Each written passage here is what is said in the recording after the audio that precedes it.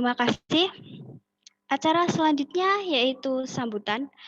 Sambutan akan diberikan oleh Dekan Fakultas Hukum Universitas 11 Maret kepada Profesor Dr. I Gusti Ayu Ketut Rahmi Handayani, SHMM. Waktu dan tempat kami silahkan. Matur nuwun Mbak Ulfa, mohon izin Pak Dirjen. Bismillahirrahmanirrahim. Assalamualaikum warahmatullahi wabarakatuh.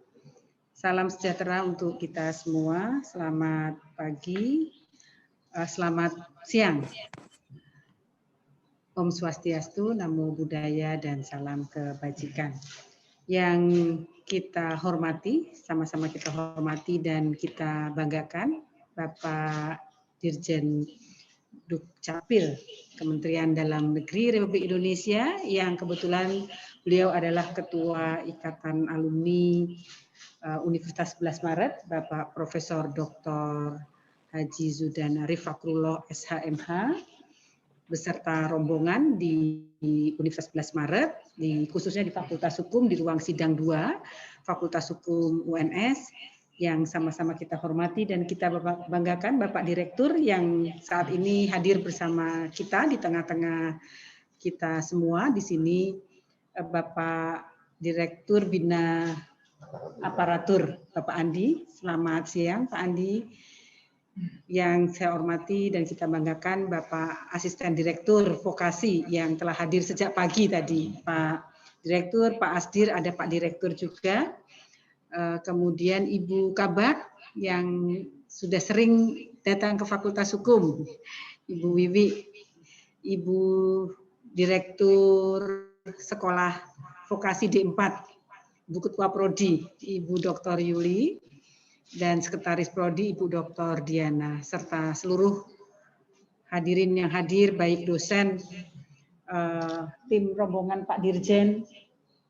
Alhamdulillah senantiasa kita panjatkan puji syukur kehadirat Allah Subhanahu wa Ta'ala yang telah melimpahkan rahmat, barokah, hidayah, inayah, dan segala kasih sayang beliau, sehingga kita semua dalam keadaan sehat walafiat, tak kurang satu apapun, dalam rangka kuliah umum Bapak Dirjen yang telah hadir bersama kita dalam kunjungan mungkin beberapa hari di Jawa ya Pak Dirjen, dan ini siang ini sudah bersama-sama dengan kita. Tadi mungkin masih tugas juga di beberapa tempat.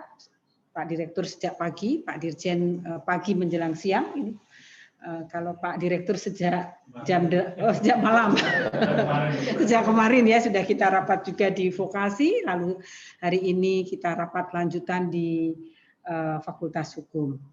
Alhamdulillah senantiasa kami mengucapkan alhamdulillah atas berkat bantuan Bapak Dirjen ini dan juga seluruh tim dari Kemendagri baik di Jakarta maupun seluruh daerah, dan saya menyapa yang saya hormati juga para kepala dinas Dukcapil. Saya melihat seluruh Indonesia tadi ada Aceh dan berbagai daerah, para mahasiswa, para dosen yang hadir, saya ucapkan selamat datang dan salam hormat juga dari kami dari Fakultas Hukum Universitas 11 Maret di Solo, Bapak Ibu.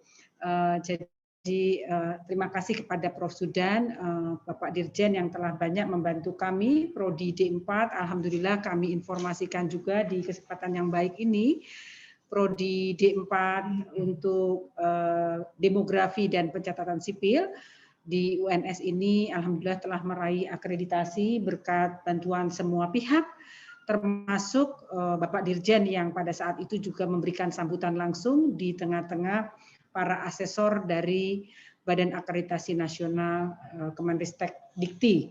Jadi Pak Dirjen bersama rombongan dan berbagai kepala dinas hadir di Zoom untuk memberikan support luar biasa kepada kami Prodi D4 Demografi dan Pencatatan Sipil, sehingga alhamdulillah 2 minggu yang lalu kira-kira sudah keluar nilainya dengan nilai yang sangat baik, dan kami mengucap syukur alhamdulillah tak henti-hentinya karena berkat bantuan dan doa semua pihak termasuk keluarga besar dari Dirjen Dukcapil.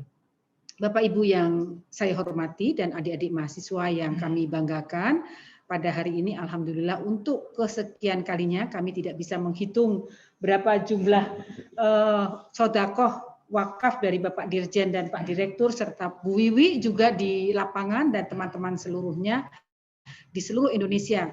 Bapak Ibu Kepala Dinas Dukcapil ini yang membantu kami untuk menyiapkan anak-anak bangsa kita untuk lebih maju ke depan, dan alhamdulillah kami bersyukur juga Pak Dirjen senantiasa memikirkan anak-anak kita ke depan, generasi emas kita ini terkait dengan penyiapan SDM yang unggul terutama untuk Dukcapil.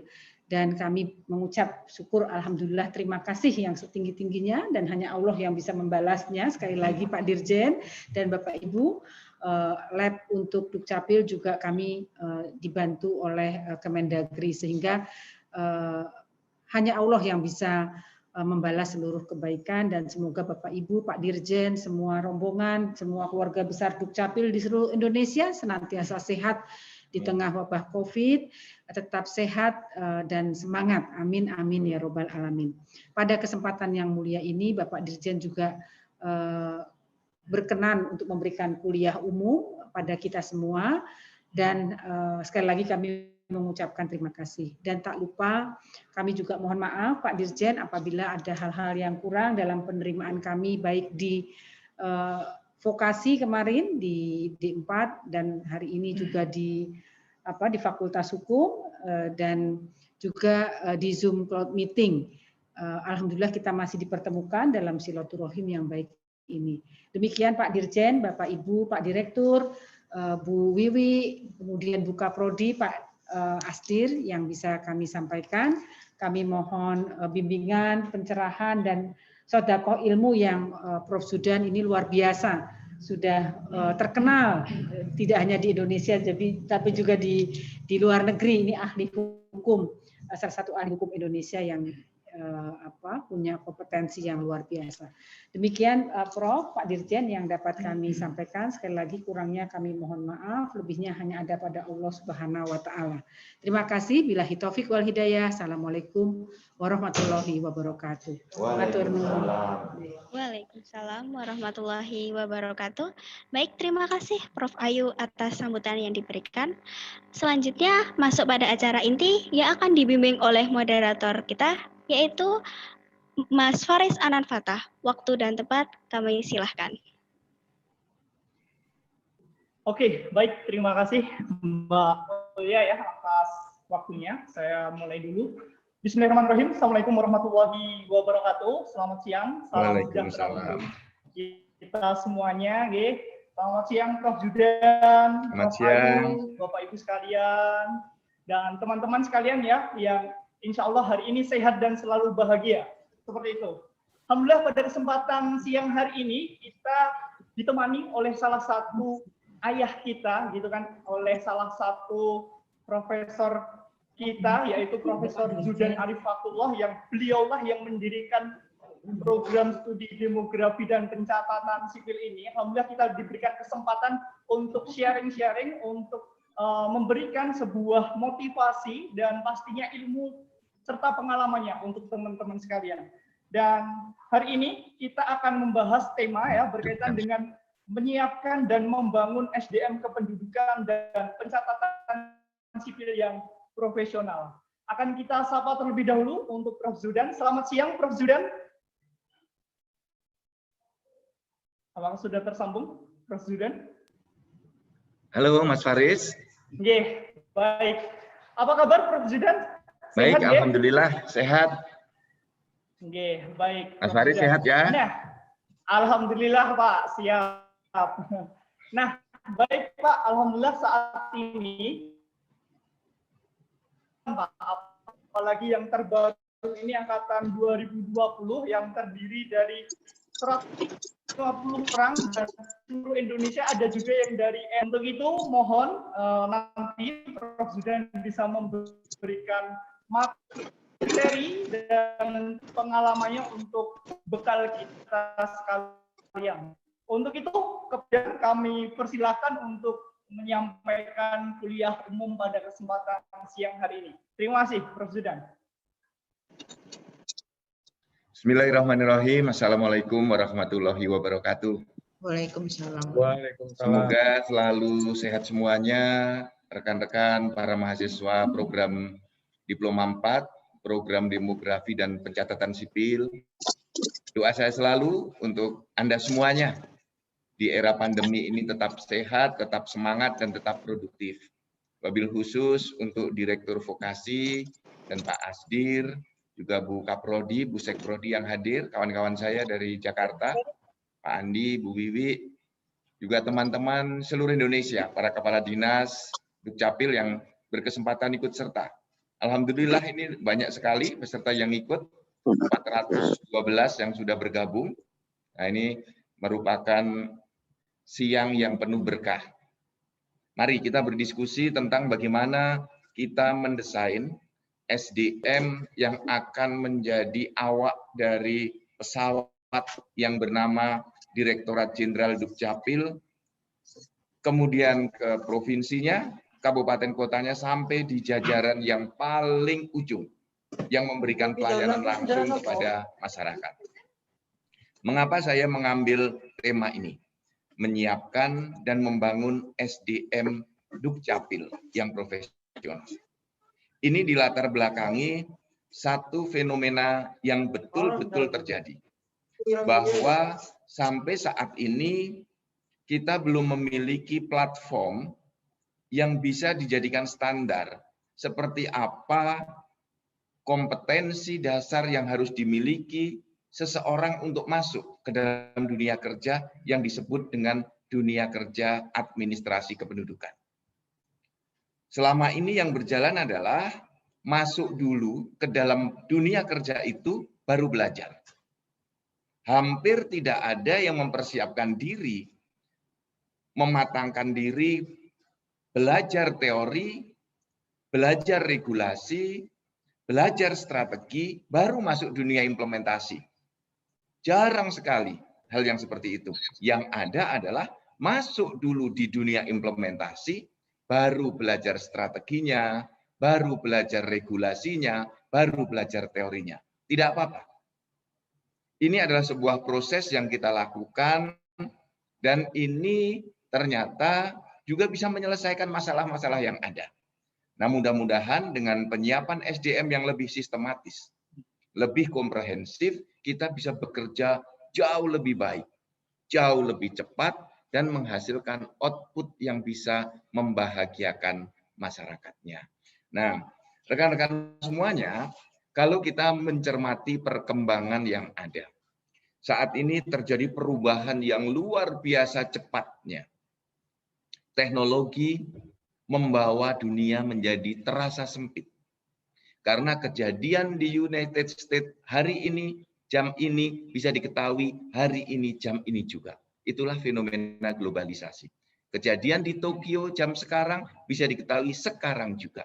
Itulah fenomena globalisasi. Kejadian di Nigeria saat ini bisa langsung kita ketahui saat ini juga. Itulah fenomena globalisasi. Dunia terasa menyempit. Nah, sekarang ditambah lagi dengan perubahan yang sangat cepat. Terjadi era disruption, perubahan yang sangat cepat dan kadang-kadang tidak terduga. Ditambah kondisi sekarang adanya pandemi COVID-19. Ini menyebabkan disruption yang luar biasa.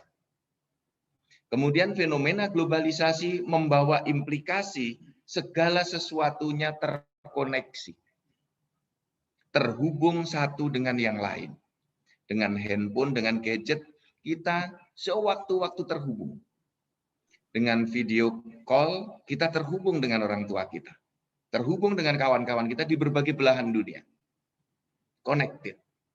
Nah, selain itu juga ada fenomena segala sesuatu mulai terintegrasi, integrated. Segala sesuatu bersambung menjadi satu ekosistem. Maka lahirlah ya, yang disebut dengan pasar-pasar di dunia maya, toko-toko online. Itu semua terjadi karena ada integrasi. integrasi penyedia barang, penyedia aplikasi, ada pembeli, ada storage, semuanya berkumpul menjadi satu, terintegrasi. Maka lahirlah fenomena Gojek, Grab. Itu adalah fenomena terjadi karena ada connected, semua terwujud karena dilakukan integrated-nya. Nah, ini menyebabkan perubahan yang sangat dahsyat. Maka kunci utamanya adalah pada kualitas sumber daya manusia yang menjalankan dan yang mengalami semua itu. Kalau kita melihat berbagai fenomena yang ada di belahan negara Jepang, Konosuke Matsushita mengatakan begini, first we make people, then we make product. Pertama kali kita harus membangun SDM-nya, baru setelah itu kita menciptakan produknya. Ya, tetapi kalau kita menciptakan produk dulu, baru kita membentuk SDM-nya akan tertinggal. Kalau kita memiliki SDM-nya yang unggul, we make people first, maka kita akan bisa membuat produk apapun. Itulah yang disampaikan Konosuke Matsushita. Nah, oleh karena itu, rekan-rekan semuanya, para mahasiswa, hari ini, siang ini, kita betul-betul fokus seperti apa SDM yang hendak kita bentuk. Karena apapun, setiap organisasi digerakkan oleh sumber daya manusia. Sumber daya manusia saya anggap sebagai bagian terpenting dari sebuah organisasi dalam rangka mewujudkan tujuan organisasi itu. Maka pertanyaan mendasar yang saya dorong adalah SDM seperti apa yang kita butuhkan dalam era dengan perubahan yang sangat cepat itu. Maka kalau saya ditanya seperti itu, saya menjawab yang sangat diperlukan pertama kali adalah SDM yang adaptif, yang bisa mengikuti perubahan secara terus-menerus. 7 bulan terakhir atau 9 bulan terakhir ini, kita ada COVID-19. Banyak orang yang terkejut-kejut ketika ada perubahan sangat cepat dari pemerintah. Minggu ini PSBB, 2 minggu lagi sudah new normal. Besok lagi seminggu karena terjadi zona merah yang cepat sekali, dilakukan PSBB lagi. Ada yang mengatakan begini, pemerintah tidak konsisten, berubah-ubah kebijakan. Tidak, itulah pemerintahan yang adaptif. Karena masalahnya hanya bisa diselesaikan lewat PSBB, pemerintah melakukan tindakan itu. Jadi dalam kondisi-kondisi seperti ini, maka rekan-rekan semua harus memahami betul bagaimana negara ini didesain. Kalau kita membuka pembukaan Undang-Undang Dasar, rekan-rekan semua, kita akan mengetahui bahwa negara ini didesain pertama-tama untuk melindungi segenap bangsa, melindungi seluruh warga negara.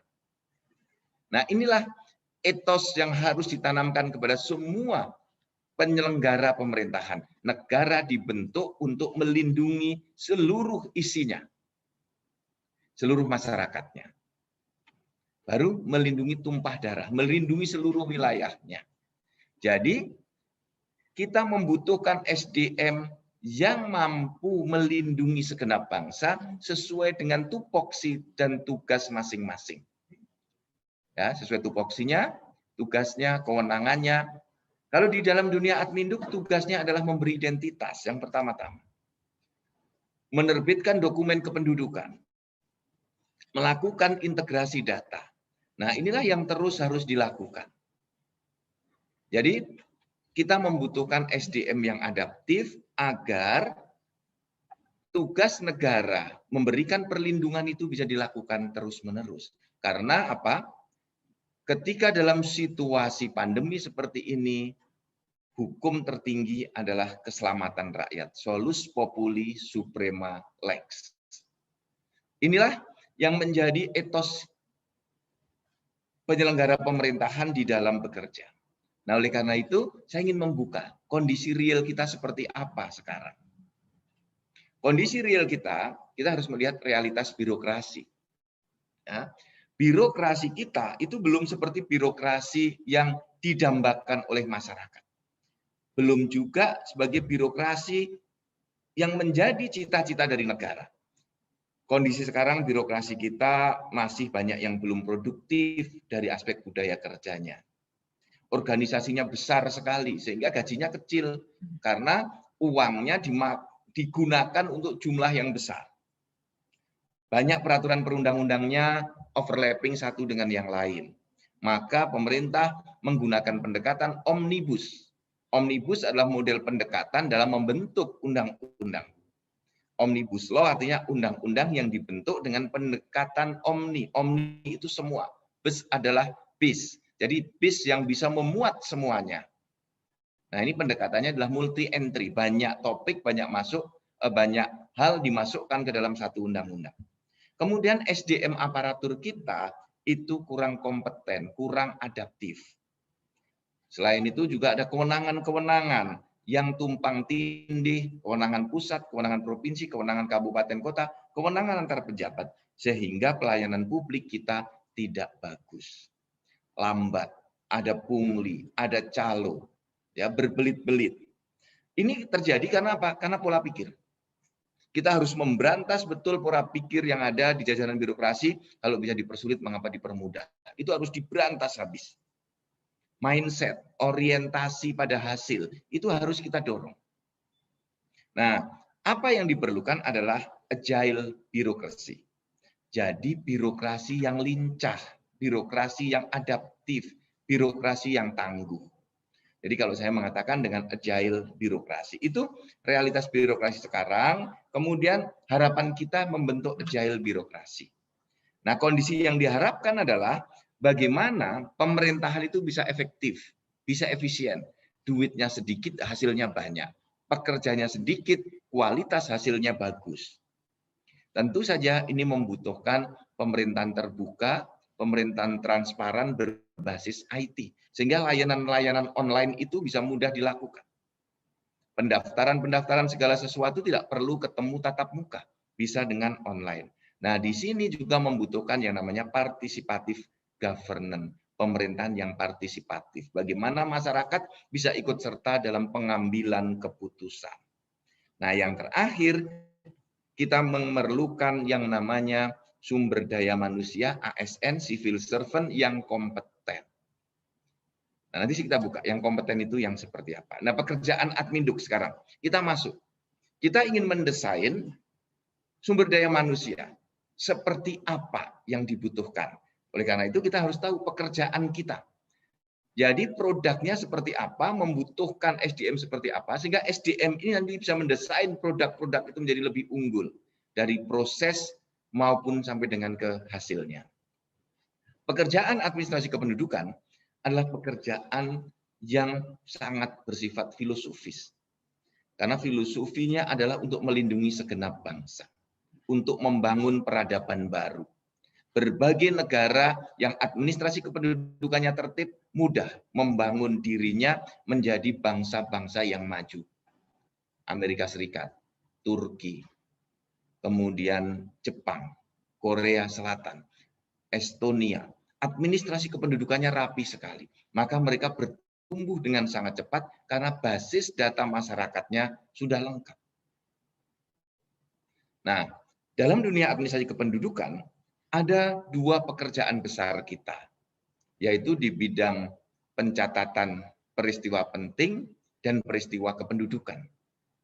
Tolong yang nyiapkan slide mengikuti saya ya, jangan membuat bingung para peserta. Kalau nggak bisa mengikuti, diem aja. Ya, daripada keliru nanti meletakkan slide-nya. Nah, layanan admindu itu berbasis dua hal. Pencatatan peristiwa penting dan peristiwa kependudukan. Dari pencatatan ini, dulu lahir dokumen. Sampai sekarang, dokumen itu berjumlah 24. 24 dokumen, karena dulu dilakukan secara manual, sekarang sudah dilakukan secara digital, maka lahirlah data. Jadi yang dikerjakan secara real dalam pekerjaan administrasi kependudukan adalah membuat dokumen kependudukan dan menyusun big data. Ini, bagaimana big data ini digunakan? Big data ini digunakan dalam rangka membangun dinamakan single identity number. Satu penduduk, satu identitas, dan satu alamat. Jadi KK-nya 1, KTP KIA-nya 1, kartu keluarganya 1. Tidak boleh lagi ada penduduk memiliki KTPL 2, 3, 4. Tidak boleh seorang kepala keluarga memiliki kartu keluarga 2, 3, tidak boleh. Itulah kebijakan single identity number. Nah, cerminannya adalah pada NIK, nomor induk kependudukan. Inilah pekerjaan besar yang diamanatkan oleh Undang-Undang Administrasi Kependudukan. Undang-Undang nomor 23 tahun 2006, Junto Undang-Undang 24 tahun 2013. Tata kelola yang hendak dituju adalah kebijakan One Data Policy, ya, atau disebut dengan kebijakan satu data. Terkoneksi satu dengan yang lain. Maka saat ini terus dilakukan optimalisasi pemanfaatan NIK. Terus dilakukan upaya membangun ekosistem. Sekarang mulai terintegrasi dalam rangka pembuatan SIM menggunakan NIK, nomor handphone pendaftaran dengan NIK, BPJS pendaftaran dengan NIK, nomor induk siswa, bantuan sosial, buku nikah, ya, paspor, rekening bank berbasis NIK. Saat ini sudah ada 2.819 lembaga yang sudah bekerja sama dengan Dukcapil dalam rangka integrasi data itu. Nah, penduduk kita ada 268 juta by name, by address. Sudah ada di dalam data center yang ada di Indonesia. Jadi data center kita ada di Indonesia, ada di kantor Kementerian Dalam Negeri. Nah, dengan pendekatan One Data Policy, connected, integrated, maka ekosistemnya harus dibangun terus-menerus. Nah, ini bisa terjadi karena apa? Di Indonesia sudah memiliki big data. Big data kependudukan yang by name, by address. Dengan big data ini, maka 268 juta penduduk Indonesia, mulai dari namanya ada, nomor kakaknya, kartu keluarga, nama bapak, nama ibu, pekerjaan, golongan darah, pendidikan, semuanya ada. Dan ini perlu dilakukan updating terus-menerus. Karena apa? Yang kita lakukan ini bukan hanya sedang membangun administrasi kependudukan. Dengan big data kependudukan ini, kita juga sekarang sedang membangun branding dan reputasi bangsa. Maka dengan adanya big data, kita bisa menggunakan face recognition untuk menanggulangi terorisme, untuk mencegah kejahatan, untuk pelayanan publik dalam rangka verifikasi.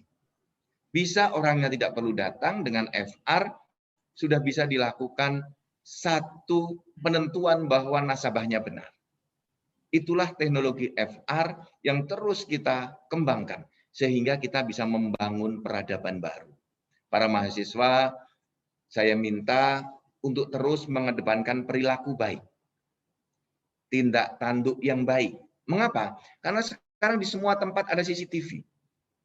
Sehingga perilaku kita termonitor. Sekali Anda melakukan perbuatan tidak baik, wajahnya terekam di dalam CCTV, dengan cepat aparat penegak hukum bisa langsung bertindak.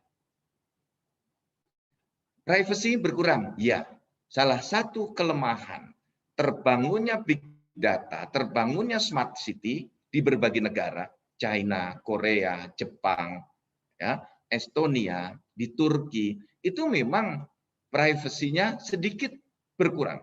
Dalam berbagai perspektif di berbagai negara banyak berkurang. Tetapi jauh lebih besar manfaatnya untuk mewujudkan ketentraman, ketertiban. Hanya orang-orang yang ingin tidak berbuat baik, hanya orang-orang yang ingin berbuat tidak baik saja yang merasa privasinya terganggu.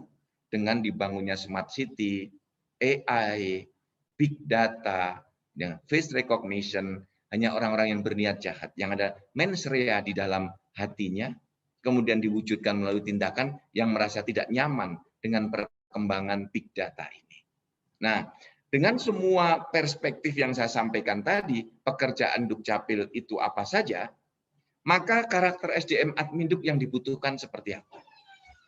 Ini, saudara-saudara para mahasiswa semua, SDM Adminduk juga rekan-rekan kepala dinas Dukcapil yang hadir. ada 3 level yang dibutuhkan. Pertama, level knowledge. Ini level untuk mengerti dan memahami.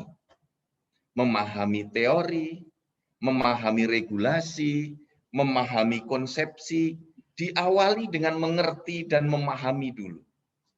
Nah, oleh karena itu proses belajar, proses membaca menjadi sangat penting di level yang paling dasar ini, knowledge, pengetahuan. Yang kedua, kita harus memiliki skill, keterampilan. Untuk apa? Mengimplementasikan semua yang kita mengerti tadi, yang kita pahami tadi. Karena pekerjaan Dukcapil erat sekali dengan skill. Skill untuk negosiasi, membuat dokumen, untuk menjelaskan kepada masyarakat, agar masyarakat tumbuh budaya administrasi kependudukannya. Kemudian level yang berikutnya adalah level attitude, level sikap. Sikap apa yang sangat dibutuhkan oleh seluruh penyelenggara administrasi kependudukan, yaitu sikap dan sifat berjiwa melayani. Tidak boleh berjiwa bosi. Karena tugas Dukcapil adalah membangun, menyiapkan, dan memberikan pelayanan untuk membahagiakan masyarakatnya. Hanya orang-orang yang berjiwa melayani yang bisa melakukan itu semua. Loh Pak Zudan, kemudian posisi jujur, berintegritas ada di mana? Oh itu pasti, nggak usah ditanyakan lagi. Setiap orang jujur itu harus, berintegritas itu harus. Jadi kalau ditanya dalam level attitude ya pasti berjiwa melayani itu di dalamnya ada nilai-nilai kejujuran, ada nilai-nilai integritas, ada nilai-nilai mau berbagi, berempati. Nah, kalau dibungkus dengan satu kata, maka SDM Adminduk adalah SDM yang profesional. Nah, tapi profesional itu harus dijabarkan. Dia mengerti aturannya, mengerti teorinya, memahami semua itu tadi, bisa mengimplementasikan, dan dalam hatinya, dalam jiwanya, dalam pikirannya, saya ada untuk melayani. Saya ada untuk membahagiakan masyarakat. Inilah yang kita lahirkan, menjabarkan apa yang ditulis dalam Undang-Undang Administrasi Kependudukan dengan stelsel aktif. Undang-Undang Adminduk, Undang-Undang 24 2013, koreksi, ya. Undang-Undang 24 2013 memilih stelsel aktif yang mendorong semua pegawai Dukcapil untuk berjiwa melayani, proaktif. Nah, itu sudah di-state dalam Undang-Undang Administrasi Kependudukan. Nah, inilah saudara-saudara semua beberapa hal ringkas yang dapat saya sampaikan. Ya, dengan suasana perubahan-perubahan ini, inilah karakter dasar dari SDM Administrasi Kependudukan yang hendak kita bangun melalui program Diploma 4, vokasi, program demografi dan pencatatan sipil di Universitas 11 Maret. Seluruh jajaran di Kemendagri hari ini juga terus memberikan dukungan, sedang menyiapkan juga laboratorium Adminduk, agar rekan-rekan para mahasiswa sebelum praktek PKL sudah masuk dulu ke lab yang ada di kampus. Nanti bisa memahami semua dokumennya, memahami paradigma-paradigma dalam pelayanan, mengerti sistemnya, mengerti problem-problemnya, mengerti solusi-solusinya, disimulasikan dulu di laboratorium itu. Sebelum turun PKL ke lapangan, mendapatkan ilmu-ilmu dari lapangan, ya, masalah-masalah real, komunikasi real dengan masyarakat. Setelah dari lapangan masuk lagi ke kampus. Semua masalah yang ada di kampus dibahas masalah yang ada di lapangan dibawa ke kampus. Dibahas di kampus, disimulasikan kembali di laboratorium Adminduk. Itu desain pendidikannya seperti itu. Terima kasih Mas Faris, Ibu Bapak semua, sekali lagi Prof. Ayu, Ibu Dekan, terima kasih banyak waktu dan kesempatannya sehingga saya bisa berdiskusi dengan semua rekan-rekan yang ada di sini, karena saya merasa betul bertanggung jawab untuk bisa menyiapkan SDM di bidang administrasi kependudukan yang profesional. Itu tugas dan tanggung jawab kita semuanya. Sebagai penanggung jawab akhir layanan, tentu saja itu ada di pundak saya. Dengan didukung oleh rekan-rekan semua di Dukcapil Pasar Minggu, Dukcapil Provinsi, dan Kabupaten Kota.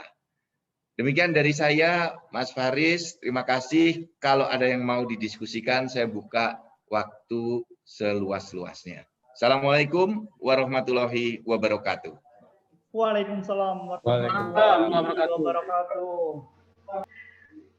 Baik, terima kasih Prof. Zudan atas ilmu dan kuliah umumnya pada kesempatan siang hari ini.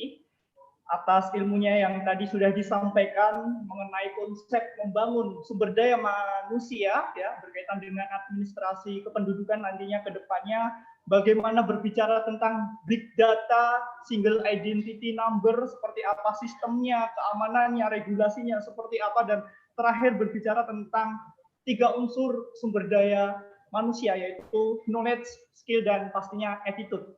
Baik, Bapak Ibu sekalian yang kami hormati, serta teman-temanku sekalian yang kami cintai, ya. Hari ini kita ditemani Prof. Zudan. Untuk itu acara sesi selanjutnya ialah sesi tanya jawab dan diskusi. Untuk itu kami persilahkan kepada Bapak Ibu sekalian, teman-teman mahasiswa 2017, 18, 19, dan 2020 untuk menyampaikan pertanyaannya. Nah, sistemnya seperti apa? Silakan teman-teman untuk menyampaikan di room chat, ya. Nanti akan kita bacakan kepada Prof. Zudan untuk nantinya dijawab. Untuk itu kami persilakan kepada teman-teman sekalian, Bapak Ibu yang terhormat, ya, untuk menyampaikan pertanyaannya. Seperti itu. Baik, Prof. Zudan. Sambil menunggu pertanyaan dari teman-teman yang mungkin sedang mengetik, ini mungkin teman-teman demografi pencatatan sipil 2020, mahasiswa baru pastinya belum pernah masuk ke kampus, ya, apalagi menginjakkan kaki di UNS ini karena kita keterbatasan waktu dan ruang di kala pandemi ini. Nah, mungkin dari Prof. Zudan bisa memberikan sedikit gambaran nantinya ketika teman-teman ini berkuliah di demografi dan pencatatan sipil ini nanti, itu nanti arahnya seperti apa? Nantinya lulusannya bagaimana supaya teman-teman dari 2020 ini khususnya mahasiswa baru ini semakin termotivasi, semakin semangat untuk berkuliah, bahwasanya kuliah di DPS ini luar biasa. Seperti itu, Prof. Zudan. Ya, Mas Faris, rekan-rekan semuanya, para mahasiswa, ketika kita mendesain sebuah rencana, tentu saja rencana itu nanti akan diimplementasikan. Karena semangatnya selalu adalah plan, do, dan di ujungnya cek, setelah itu action untuk dilakukan perbaikan terus-menerus. Plan, do, check, action. Nah, dalam rangka penyiapan sumber daya manusia di bidang administrasi kependudukan, kita menyiapkan 2 kampus, satu di IPDN dan satu di UNS. Perguruan tinggi negeri pertama kali, satu-satunya di Indonesia, yang menyiapkan sumber daya adminduk secara khusus hanya ada di UNS. Dan itu hanya ada pada saudara-saudara semua. Kampus lain tidak ada. Jadi peluang pasar kerjanya terbuka luas. Untuk apa? Misalnya, Anda bisa menjadi konten kreator, YouTuber, menjadi konten kreator di TikTok tentang adminduk. Itu isinya nggak akan habis-habisnya. Kalau tidak percaya, ikuti konten YouTube TV Desa, 25 episode. Ada YouTube-nya di channelnya TV Desa, channelnya Dukcapil Kementerian Dalam Negeri, channelnya Zudan Arif Fakrullah. Yang punya Zudan Arif Fakrullah disingkat-singkat. Oleh karena itu, angkatan tahun 2000, bila ingin mendapatkan informasi sebelum bisa kuliah, tiap hari 1 jam, dengarkan YouTube itu. Anda bisa dapat 25 hari, kalau kuat, 24 jam dengerin itu terus. Itu nggak akan cukup waktu, sehari semalam belum cukup, karena itu lebih dari 25 jam. Itu konten tentang administrasi kependudukan. Konten kreator. Yang kedua, Anda bisa menjadi peneliti di berbagai lembaga. Bisa menjadi jurnalis. Bisa menjadi konsultan. Bisa menjadi ASN. di Dinas Dukcapil 514, 34 provinsi, kemudian di pemerintah pusat, bisa di Kementerian Kesehatan, bisa di Kementerian Dalam Negeri, bisa di berbagai lembaga. Banyak sekali ruang-ruang yang masih membutuhkan keahlian itu. Kalau kita lihat Dukcapil kita, Dukcapil saja 514. Kalau satu Dinas Dukcapil perlu 1, maka setiap tahun perlu 514. Kalau satu Dukcapil itu perlu 3, maka memerlukan 1.500 kurang lebih. Nanti ditambah pusat, tambah provinsi, bisa 2.000.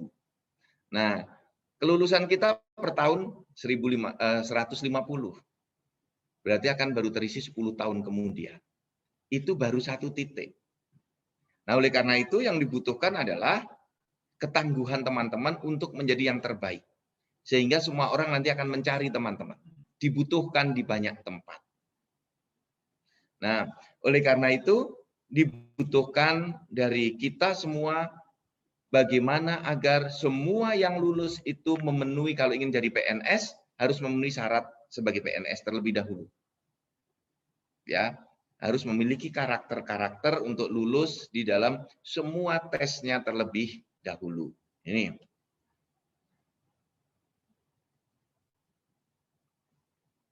Kalau teman-teman belum pernah masuk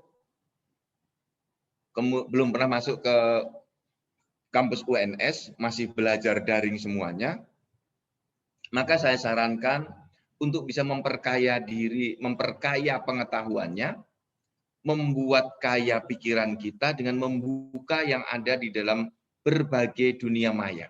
Banyak sekali konten-konten yang berisi pendidikan tentang demografi dan pencatatan sipil. Itu Mas Faris, awal dari saya.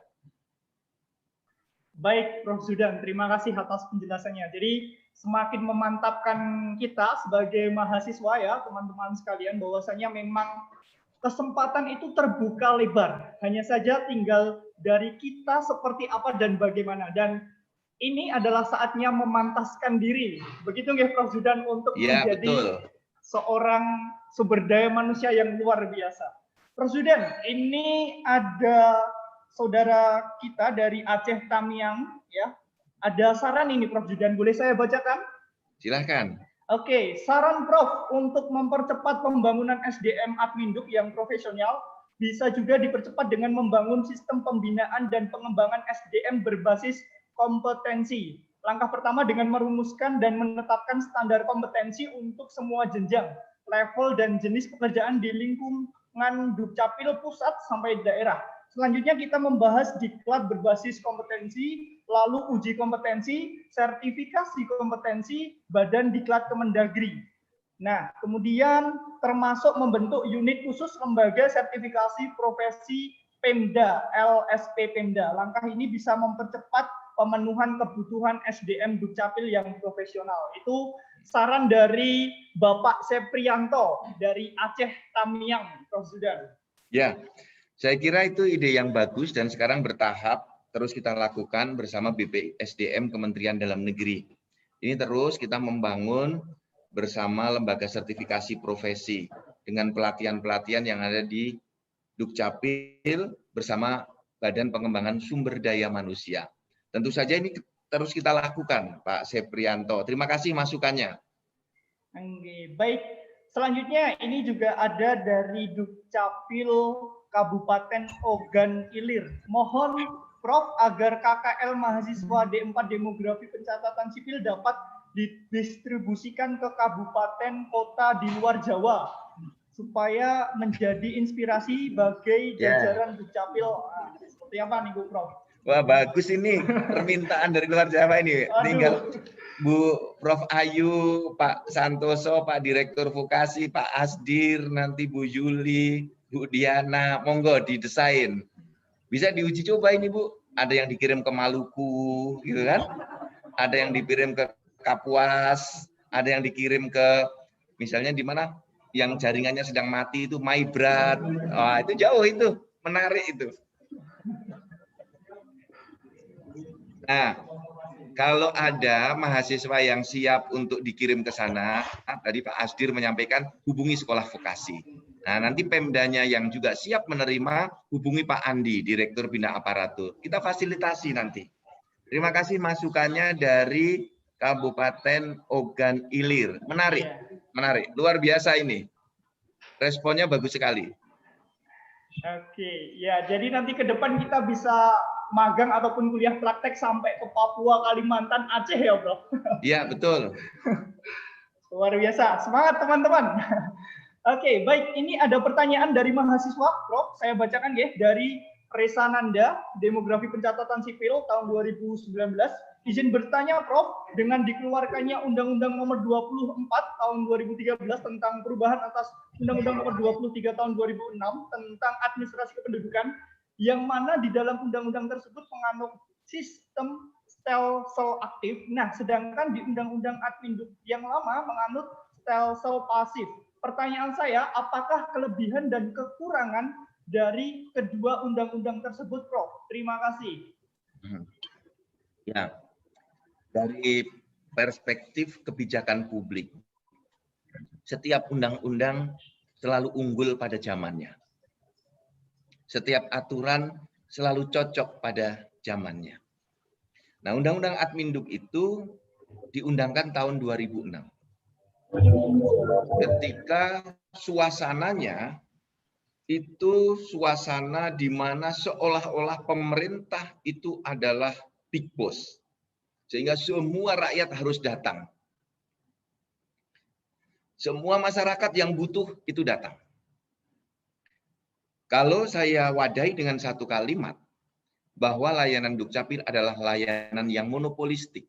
Mau jelek, mau bagus, mau super, mau bandit, masyarakat tetap datang ke Dinas Dukcapil. Karena tidak ada dokumen kependudukan yang bisa diterbitkan oleh swasta. Tidak ada. Sebrengsek-brengseknya Dinas Dukcapil misalnya, tetap masyarakat datang minta KTP. Minta akte kelahiran. Minta kartu keluarga. Ya datang ke Dukcapil. Berbeda dengan kampus. Mohon maaf, misalnya kampus UNS ini brengsek, milih ke swasta. Untungnya UNS bagus. Yang daftar selalu bertambah-tambah. Kalau ada rumah sakit itu brengsek, pasiennya pindah ke rumah sakit yang lain. Kalau ada rumah sakit negeri jelek layanannya, pasti pindah ke swasta yang bagus. Ini tidak mungkin terjadi di Dukcapil. Walaupun Anda itu nanti dinas-dinas Dukcapil itu bandit, brengsek, bandel, tetap masyarakat itu datang pada Anda. Hanya datangnya sambil nyiapin batu buat ngelemparin atau datang dengan penuh senyuman. Nah, inilah bedanya. Maka pemerintah mulai melihat ini nggak bisa. Pendekatan dan paradigma pemerintah Dukcapil sebagai big boss. Orang yang ngurus selalu harus datang. Dibalik, pemerintah juga harus aktif. Maka lahirlah istilah-istilah jemput bola. Dulu nggak ada. Istilah jemput bola. Pelayanan yang membahagiakan masyarakatnya. Stelsel aktif. Pelayanan yang proaktif. Dulu nggak ada. Di 7 tahun terakhir inilah istilah-istilah itu tumbuh dalam rangka Dukcapil memberikan pelayanan terbaiknya. Plus minusnya ada tidak? Selalu ada. Bagi SDM yang malas, itu lebih senang stelsel pasif. Kita stay di kantor. Bagi negara, itu lebih menguntungkan yang stelsel aktif. Sehingga keberadaan negara itu terasa sampai ke pintu-pintu rumah penduduknya. Jadi kalau ada masyarakat yang sakit, Dukcapilnya jemput bola, memfoto, membuatkan KTPL sehingga penduduk itu dapat pelayanan BPJS yang gratis. Kalau ada yang difabel, dulu kalau difabel sulit dapat dokumen kependudukan. Karena tidak ada layanan yang datang jemput bola. Sekarang yang difabel didatangi. Nah, ini dari sisi perspektif bernegara menjadi lebih positif. Membangun branding positif bahwa negara itu betul-betul ada. Kalau persoalan negatif atau positif, itu sebenarnya persoalan persepsi. Ada yang mengatakan, Pak Prof, dengan stelsel aktif, kita lebih banyak dibully karena kita nggak siap. Ya, ada daerah-daerah tertentu yang malas. malas turun. Sehingga dibandingkan dengan kabupaten kota yang lain. Kabupaten kota sebelahnya rajin, kabupaten di sini yang malas. Pasti dibully. Kok tempatku nggak begitu ya?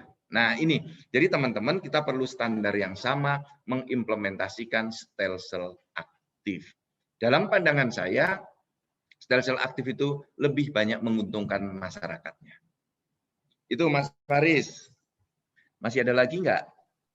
Oke, baik. Terima kasih, Prof. Zudan. Ini di kolom chat sangat ramai, Pak. Ini ada berbagai pertanyaan, saran ya.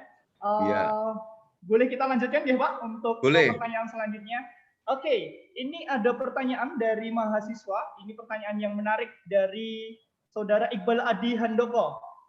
Izin bertanya, Prof, di tengah pesatnya inovasi Dukcapil menuju era digital, tentu membahagiakan bagi kita semuanya, bagaimana pelayanan kependudukan semakin cepat dan serba digital, sehingga ruang-ruang interaksi sumber daya manusia dengan pemohon mungkin berkurang. Karena sekarang cukup dengan online saja pelayanan yang bisa, gitu kan. Yang kemudian saya tanyakan, Prof, apa skill yang harus kita kembangkan sehingga kita bisa siap berkompetisi di era disrupsi digital ini guna meningkatkan kapasitas sumber daya manusia, mahasiswa ke depan.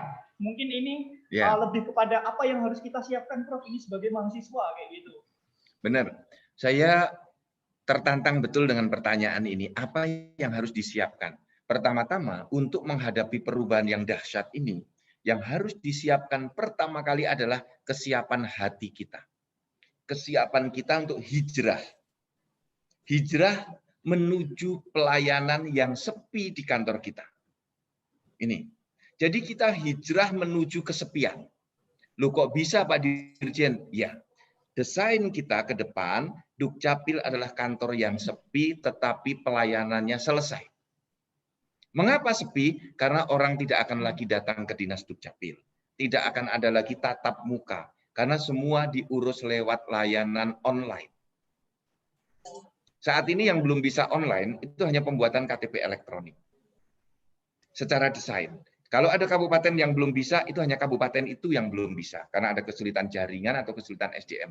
Maka langkah pertama, siapkan hati kita. Setelah itu, siapkan pikiran kita. Setelah itu, siapkan keterampilan kita.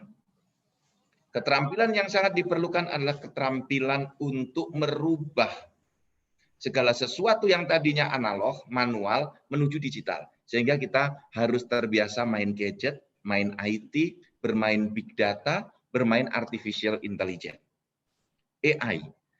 Kalau teman-teman sekarang ingin bertanya tentang Adminduk lewat AI, kita sudah ada aplikasinya. Namanya GISA, di aplikasi Ekorpri. Ya, Ekorpri Akui, buka di situ. Anda bisa berdialog dengan robot GISA, robot Gerakan Indonesia Sadar Adminduk. Tidak perlu bertanya terus-menerus kepada pegawai Dukcapil, tanya saja kepada robot itu. Nanti lama-lama robotnya juga akan menjadi pintar. Itu. Langkah pertama, siapkan hati, siapkan pikiran. Yang kedua, isi dengan keterampilan. Nah, keterampilan IT, AI, big data, manajemen perubahan, mitigasi risiko, itu menjadi penting sekali.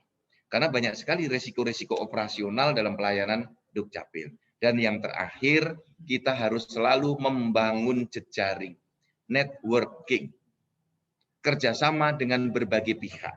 Kalau istilah saya sehari-hari adalah membangun ekosistem. Jadi Dukcapil jangan bekerja sendirian untuk mendorong orang membuat KTPL. Kalau Dukcapil yang memaksa, nggak akan berjalan dengan bagus. Dipaksa lewat BPJS. Untuk mendapat layanan gratis BPJS harus dengan KTPL. Kalau tidak dengan KTPL, tidak dilayani. Maka mau tidak mau, penduduk harus membuat KTP elektronik. Dengan SIM, lewat Polri yang memaksa.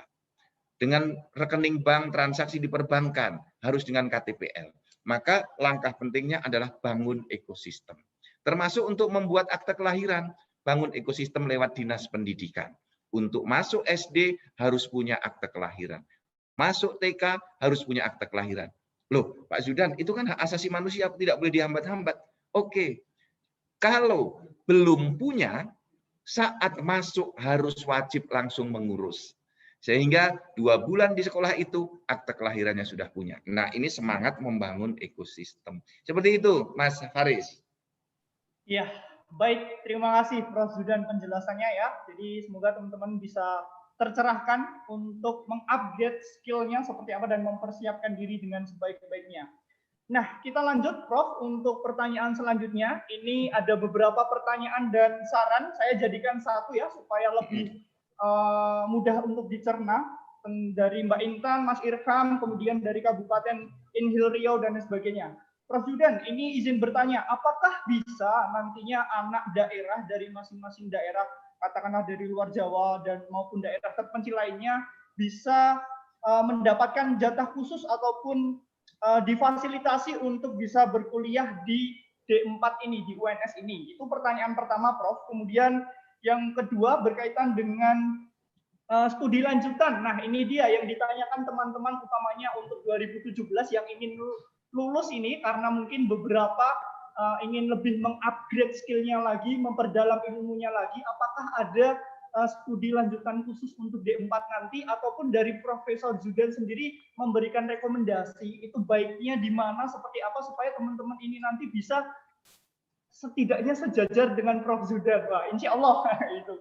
Dan terakhir ini Prof, ini pertanyaan juga mungkin dari teman-teman D4 berkaitan dengan Prof Zudan, ini rencana 2021 akan ada pembukaan CPNS seperti itu. Nah, apalagi ini angkatan pertama kita akan lulus, Prof. Nah, apakah saat ini sudah ada pembicaraan ataupun peluang-peluang berkaitan dengan itu? Mohon infonya, Prof. Jadi mungkin teman-teman di sini ingin menanyakan berkaitan dengan kejelasan seperti itu. Begitu, Prof Zudan, ya. 3 pertanyaan. Rekan-rekan semua, para mahasiswa, untuk masuk ke program Diploma 4. Ini tidak mudah. Prodi Demografi dan Pencatatan Sipil, saya dapat informasi bahwa menjadi salah satu prodi yang terbanyak yang mendaftar. Sehingga hanya orang-orang yang beruntung, yang terpilih, dan memang Allah memberi amanah ke sana yang bisa terpilih. Tentu saja ini memerlukan persiapan-persiapan, dan ini bukan program studi kaleng-kaleng. Beneran ini program yang bagus. Saya dengan Profesor Jamal Wiwoho mendiskusikan ini dengan Bu Dekan, dengan Bu Kaprodi, dengan Pak Direktur, Pak Asdir, semua. Ini didesain dengan sangat sungguh-sungguh. Sehingga peminatnya banyak sekali. Nah, bagaimana untuk masuk? Tentu saja ada prosedurnya. Teman-teman harus memenuhi syarat, harus jadi anak yang hebat, anak yang cerdas, anak yang baik. Jangan pernah lupa minta doa orang tua dulu. Itu kuncinya. Nah, setelah itu belajar yang tekun. Kalau merasa kurang ikut bimbingan belajar. Kalau masih kurang, jangan lupa sholat tahajudnya ditambah, sholat duhanya ditambah, puasa Senin Kemisnya ditambah. Zikirnya ditambah, sholawat nabinya ditambah.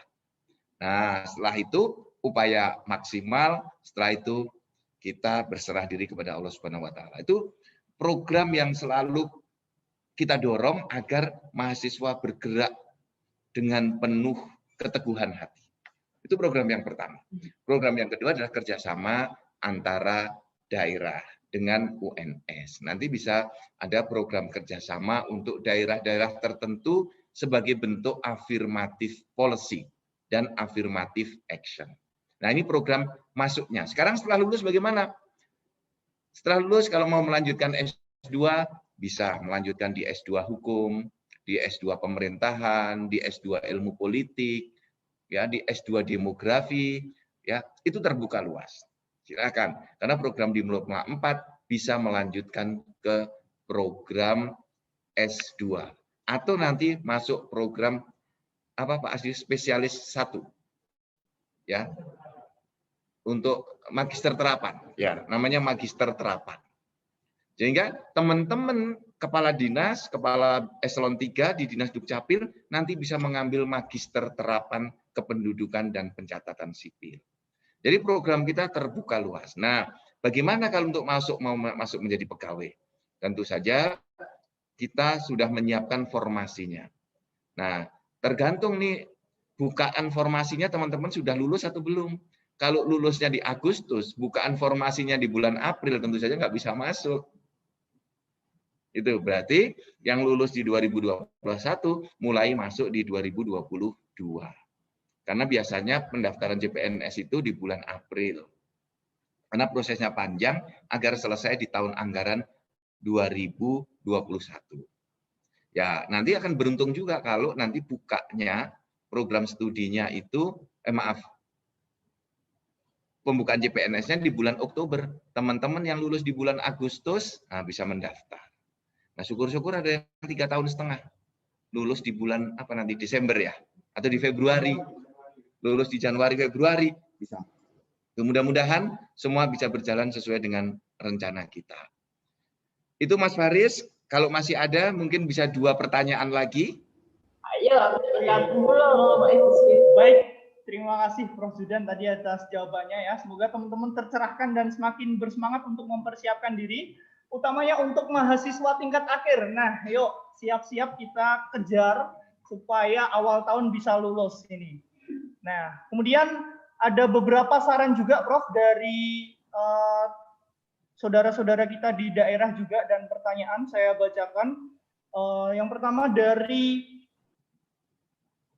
dari Mbak Stella Lubis. Selamat siang Prof, izin bertanya, dalam menjalankan sesuatu tak jarang terjadi suatu tantangan khusus dalam pengembangan SBN di bidang adminduk. Tantangan seperti apa yang paling sering terjadi? Mungkin bisa dari faktor lingkungan ataupun faktor dari diri sendiri. Kemudian bagaimana cara untuk mengatasi tantangan tersebut Prof agar tetap fokus dalam pengembangan SDM. Nah, ini mungkin kaitannya dengan pengembangan SDM tadi, dan ini juga saya sampaikan sekalian Prof untuk pertanyaan dari, mungkin ini lebih kepada saran ya, izin bertanya. Kemudian pengusulan formasi CPNS sudah bisa dipastikan tidak semua usulan dipenuhi oleh kementerian. Terkait SDM yang terbatas terutama di bidang adminduk, mohon masukan Bapak, apakah bagi daerah yang kekurangan SDM tersebut khususnya di Pendukcapil Kabupaten Galtim bisa mendapatkan rekomendasi dari kementerian terkait bidang adminduk supaya usulan formasi CPNS yang diusulkan tersebut bisa disetujui. Terima kasih. 2 pertanyaan itu, Prof. Ya. Pertama, hambatan dan kendala itu dalam manajemen pemerintahan biasanya bersumber dari 2 aspek. Pertama, aspek internal, dan yang kedua, aspek eksternal. Di aspek internal, bisa kita lebih dalami lagi internal pada diri pribadi dan internal kantor. Internal diri pribadi itu biasanya ada yang namanya block out. Block out itu merasa terkungkung cara berpikirnya. Misalnya, terkungkung cara berpikirnya teman-teman di Dukcapil itu untuk perubahan dokumen harus dengan penetapan pengadilan. Karena terkungkung, taunya hanya regulasi yang mengatakan seperti itu. Padahal ada regulasi lain yang membolehkan dengan contrarius actus. Itu block out. Internal dari dirinya sendiri. Atau ada sugesti yang tertanam dalam dirinya sendiri terus-menerus, sehingga dia terpenjara dalam pikirannya. Susah maju kalau kita di Dukcapil. Repot kalau kita di daerah begini, susah dapat beasiswa. Itu dia terpenjara dengan pikirannya.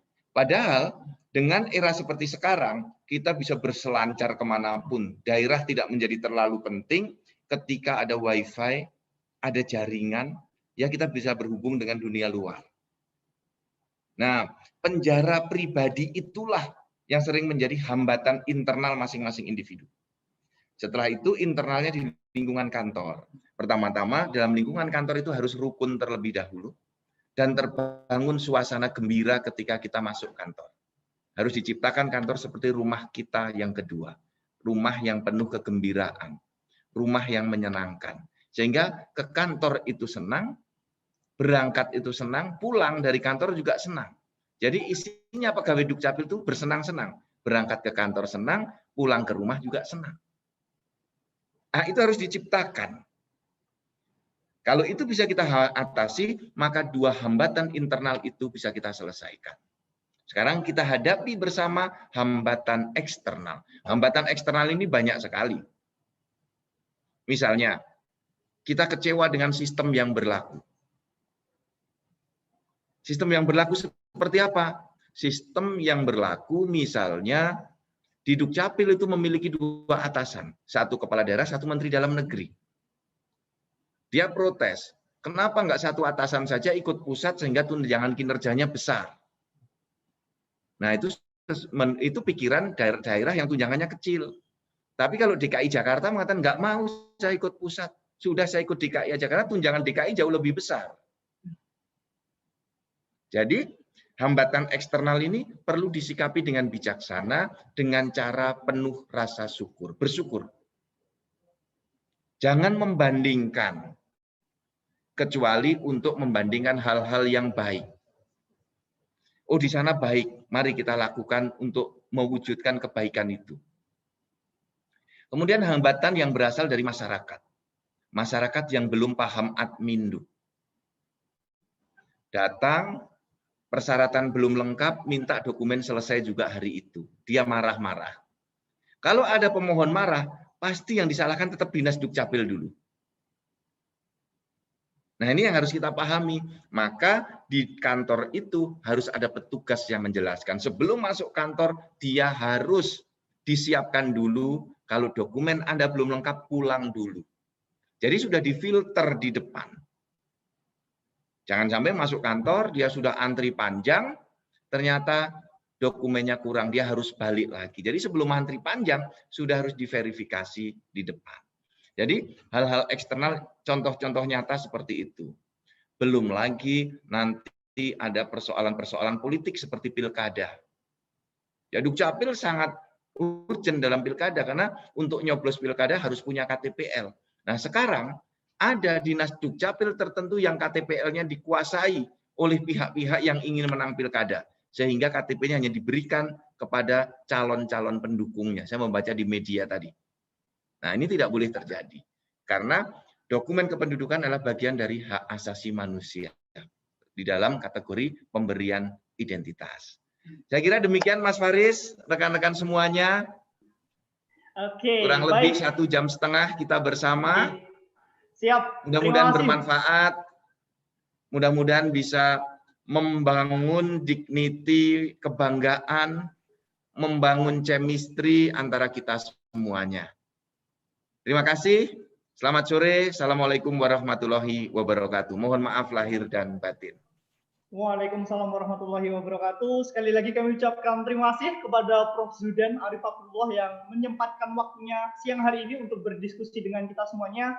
Semoga apa yang teman-teman tanyakan tadi mendapat pencerahan dan pastinya semangat untuk kita lebih bisa mengupgrade diri kita, menyiapkan diri, membangun SDM Indonesia yang lebih berkualitas. Baik, teman-teman sekalian, Bapak Ibu sekalian yang kami hormati, mohon maaf apabila ada beberapa pertanyaan ataupun saran yang mungkin belum bisa kami sampaikan ya, karena kita keterbatasan waktu, mungkin kita bisa alihkan nantinya di lain forum dan lain kesempatan. Kemudian terakhir ya, kami ucapkan sekali lagi kepada Prof. Zudan, terima kasih, Prof. Ayu, kemudian Bapak Ibu sekalian yang terlibat dalam acara kesempatan siang hari ini juga, dan semoga teman-teman mahasiswa mulai dari tahun 2017, 18, 19, dan 2020 semakin lebih bisa memantapkan hatinya untuk bisa lebih bersemangat lagi di kuliah di demografi dan pencatatan sipil UNS. Seperti itu mungkin dari kami selaku moderator, kami mengucapkan terima kasih dan permohonan maaf apabila ada salah kata, salah tindakan ataupun yang lainnya, mohon dimaafkan ya teman-teman sekalian dan Bapak Ibu sekalian. Sekian dari saya, Faris Hanan Fatah. Semoga bermanfaat untuk kita semuanya. Terima kasih dan wassalamualaikum warahmatullahi wabarakatuh. Waktu kami sampaikan kepada MC. Baik, terima kasih Saudara Anan. Baik, kepada hadirin semuanya, sebelum kita tutup acara pada hari ini, mari kita berdoa terlebih dahulu untuk keselamatan, kesehatan, kesuksesan kita semua. Doa akan dipimpin oleh Saudara Diar Dwi Aprianto. Waktu dan tempat kami silahkan. Bismillahirrahmanirrahim. Assalamualaikum warahmatullahi wabarakatuh. Selamat siang, salam sejahtera bagi umat manusia dan salam penuh cinta bagi insan beragama. Hadirin yang dirahmati Allah Subhanahu wa taala, yang terhormat Dirjen Kependudukan dan Pencatatan Sipil Kementerian Dalam Negeri Republik Indonesia, Bapak Profesor Dr. Zudan Arif Abdullah SHMH beserta seluruh jajarannya, yang terhormat Sivitas Akademika Universitas 11 Maret, wabil khusus dari Dekan Fakultas Hukum, Prof. Ayu yang hadir bersama-sama di sini, dan Kepala Program Studi D4 Demografi dan Pencatatan Sipil Sekolah Vokasi UNS, dan tak lupa Pak Direktur Sekolah Vokasi UNS Bapak Santoso, serta seluruh Kepala Dinas Kabupaten Kota se-Indonesia yang berkenan hadir pada kesempatan kali ini, serta teman-temanku hadirin yang berbahagia. Izinkan kami membacakan doa dalam agama Islam. Kami mohon untuk yang beragama non-muslim dengan segala kerendahan hatinya bisa mengikuti sesuai dengan kepercayaan dan agama masing-masing. Al-Hadiniyah Al-Fatihah. A'udzubillahi minasyaitonirrajim. Bismillahirrahmanirrahim. Alhamdulillahirabbil alamin. Arrahmanirrahim. Maliki yaumiddin. Iyyaka na'budu wa iyyaka nasta'in. Ihdinas siratal mustaqim. Siratal ladzina an'amta 'alaihim ghairil maghdubi 'alaihim waladdallin. Rabbi firli wa liwalidayya wa lil mu'minina amin. Allahumma salli ala sayyidina Muhammadin wa ala ali sayyidina Muhammad birahmatika ya arhamar rahimin. Alhamdulillahirabbil alamin. Hamdan syakirin, hamdan na'imin, hamdan yuafi ni'amahu wa yukafi mazidah. Ya Rabbana lakal hamdu kama yanbaghi li jalali wajhikal karim wa 'azimi sultanik. Allahumma ighfir, Allahumma ighfir, Allahumma ighfir lil mu'minina wal mu'minat wal muslimina wal muslimat al-ahya'i minhum wal amwat. Innas sami'un qaribun mujibud da'wah ya khairal hajat. Allahumma salli ala sayyidina Muhammadin kamaril wujud fi hadzal yaum wa fi kulli yaumil ma'ud sirra wa jahra fid dunya wal ukhra wa ala alihi wa sahbihi. Allahumma salli ala sayyidina Muhammadin fil awwalina wal akhirin wa salli wa sallim ala sayyidina Muhammadin miftahi bab rahmatillah adada ma fi ilmillah salatan wa salaman daimaini bidawaki budillah wa ala alihi wa sahbihi. A'udzu bi kalimatillahi tammati min syarri ma khalaq. A'udzu bi kalimatillahi tammati allati la yujawizuhunna barrun wa la fajirun min syarri ma khalaq.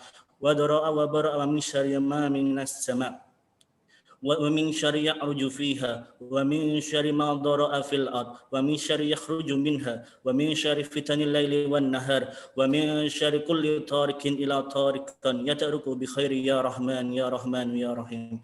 Ya Allah, ya Tuhan kami, dengan rahmat-Mu jadikanlah perkumpulan ini membawa berkah manfaat bagi seluruh manusia. Ya Allah, ya Tuhan kami, dengan kebijaksanaan-Mu maafkanlah kesalahan kami, maafkanlah kesalahan pemimpin-pemimpin kami, maafkanlah kesalahan para guru-guru kami, orang tua kami, dan sahabat-sahabat kami. Gantikanlah dengan kebaikan-Mu, keberuntungan-Mu, sehingga kami dapat mengemban amanah ini sebaik mungkin. Ya Allah, ya Tuhan kami, dengan karunia-Mu, karuniakanlah kepada kami, orang tua kami, guru-guru kami, pemimpin-pemimpin kami, sehingga kami dapat diselamatkan dari dunia yang fana ini. Ya Allah, ya Tuhan kami, permudahlah langkah kami, gerak kami, cita-cita kami, mahasiswa D4 Demografi dan Pencatatan Sipil untuk menjalankan studi di program studi D4 Demografi dan Pencatatan Sipil Sekolah Vokasi UNS ini. Besar harapan kami ketika kami nanti sudah selesai bisa meneruskan estafet perjuangan Dinas Kependudukan dan Pencatatan Sipil, bisa membawa Dinas Kependudukan dan Pencatatan Sipil menjadi yang lebih baik dari yang sudah baik, bisa menjadi lebih baik dari yang sudah baik. Ya Allah, ya Tuhan kami, rahmatilah kepada kami, pemimpin-pemimpin kami, teman-teman kami, sehingga nanti dalam pelaksanaan amanah ini dapat berjalan dengan baik dan dapat berjalan menjadi pamong-pamong praja yang membahagiakan masyarakat, pamong-pamong praja yang bisa meneruskan perjuangan cita-cita bangsa dan negara ini. Besar harapan kami, ya Allah, besar keinginan kami agar semua dapat berjalan lancar dan sebaik mungkin atas ridho-Mu, atas berkah dari para pemimpin-pemimpin kami, sehingga kami nanti bisa meneruskan para pemimpin kami, wabil khusus junjungan kami, Profesor Dr. Yudan Arif Fakrullah.